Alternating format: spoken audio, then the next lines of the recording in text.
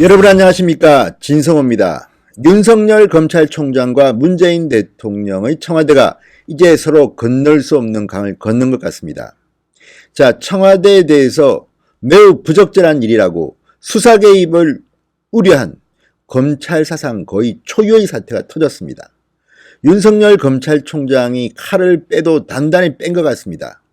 그리고 여기에는 이낙연 국무총리, 박상기 법무부 장관의 국회에서의 윤석열 공격도 한몫한 것 같습니다. 이대로 있다가는 윤석열 검찰총장이 그냥 말라 죽겠다고 생각한 것 같습니다. 그리고 무엇보다 조국 수사에 대한 자신감의 표출인 것 같습니다. 상황이 점점 재밌게 전개되고 있습니다.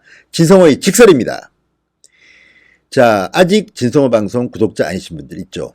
붉은색 구독 버튼 눌러주시면 더 열심히 하겠습니다. 자, 오늘 벌어진 이 일은 검찰 내부에서도 깜짝 놀라고 있고 청와대는 지금 기습을 당한 모양입니다. 자, 청와대 고위 관계자가 언론을 통해서 조국 후보자 딸의 동양대 총장 표창장 사건이 별 문제 없을 거라는 취지로 해명을 해주고 또 내일 청문회에서 이거 잘 설명될 거라고 말을 했습니다. 이것도 제가 볼 때는 말도 안 되는 아주 이례적인 일입니다. 청와대가 왜 특정 장관 후보자의 해명을 해줍니까? 그전에는 이렇지 않았습니다. 청와대는 그냥 지켜보겠다는 입장이지 이렇게 구체적인 설명, 그것도 오늘 하루 동안 유시민, 김두관 많은 이름들이 나왔습니다. 이 문제의 동양대 총장, 최성해 총장한테 압박, 협력, 회유 전환을 건 게 아닌가 이런 의혹이 나오는 가운데 이번에는 청와대까지 났으니까 모양이 대단히 우습게 됐습니다. 그렇지만 이런 이례적인 청와대의 해명도 문제지만 바로 들이받은 검찰 무섭습니다. 자, 조선일보는 이에 대해서 검찰이 수사 개입이라면서 공개적으로 반발한 것은 초유의 일이다 이렇게 분석하고 있습니다. 자, 이를테면 지금 검찰은 상당히 빠른 속도로 조국 후보자와 그 주변을 캐고 있습니다.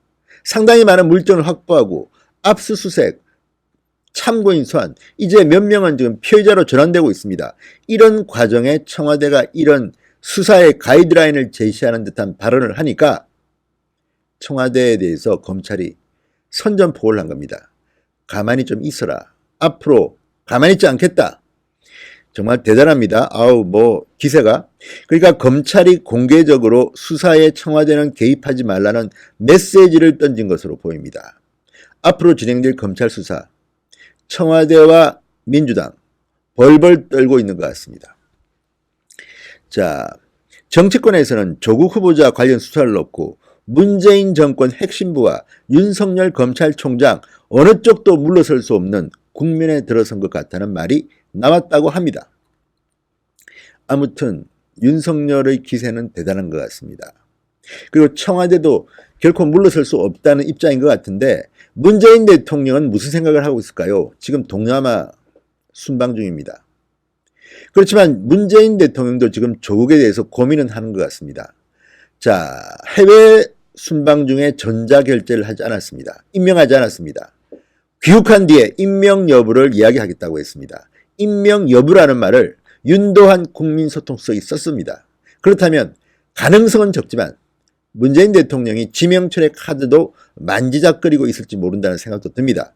그런데 그 와중에 이 총장 표창장 사건이 터진 겁니다. 이건 누가 봐도 빼도 박도 못하는 조국 후보자 부인의 과실이고 범죄 행위로 여겨집니다.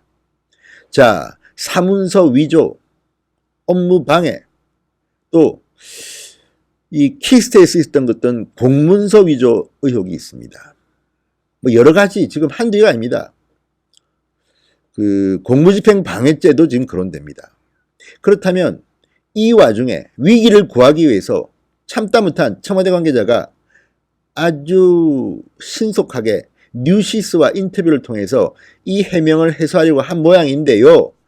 상당히 성급했고 이 처리가 아주 미숙했다고 느껴집니다. 얼마나 급했으면 이런 똥볼을 찼을까. 참 안타깝기도 하고 참 동정심도 느껴집니다. 그렇지만 문제는 그렇게 간단한 게 아닙니다. 청와대가 이렇게 공개적으로 청와대에 망신을 줬습니다. 청와대의 지금 그런 해명은 청와대가 조국 관련 수사에 개입하려는 우려가 있다. 매우 부적절한 일이다. 이렇게 단정적으로 비난했습니다.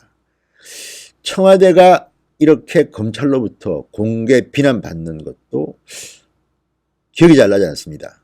물론 과거에도 정권과 검찰은 늘 충돌했지만 이렇게 공개적으로 말을 통해서 메시지를 통해서 더 이상 청와대는 조국 수사에서 손을 떼라 이런 공개적 메시지를 던지는 것을 보지는 못했습니다. 자, 대검 관계자가 이렇게 말한 그 배경에는 윤석열 총장이 있습니다. 윤석열 총장의 지시 혹은 묵인 내지 방관 내지 심중을 헤아린 것 아니면 대검 관계자가 이렇게 공개적으로 기자한테 말할 수가 있겠습니까? 윤석열 검찰총장이 문재인 정권에 대해서 단단히 뿌리 난 모양입니다.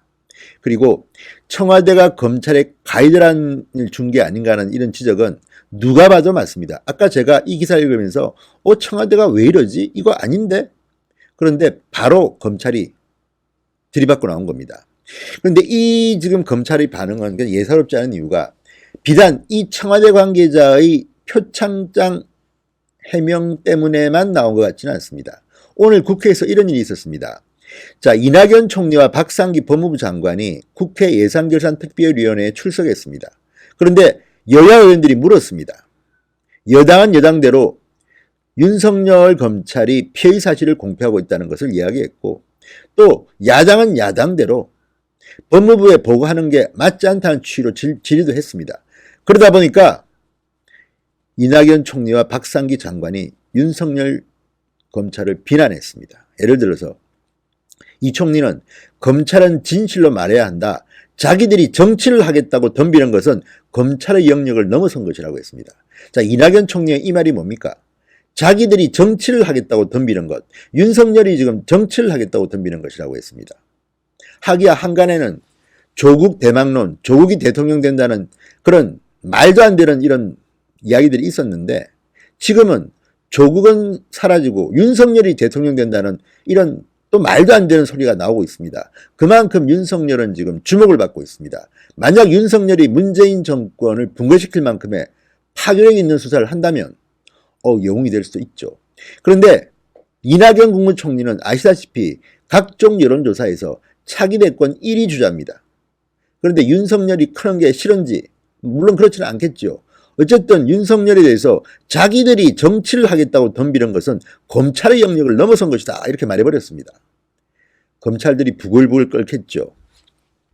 정치 행위라고 우리는 정상적으로 수사를 하고 있는데 아니 문재인 대통령이 임명장점에서 윤석열 총장한테 말하지 않았느냐. 살아있는 권력을 수사하라고. 그래놓고 지금 살아있는 권력 조금 수사했는데 벌써부터 이렇게 나오면 우리가 어떡하나 말이냐. 이런 생각도 할 만합니다.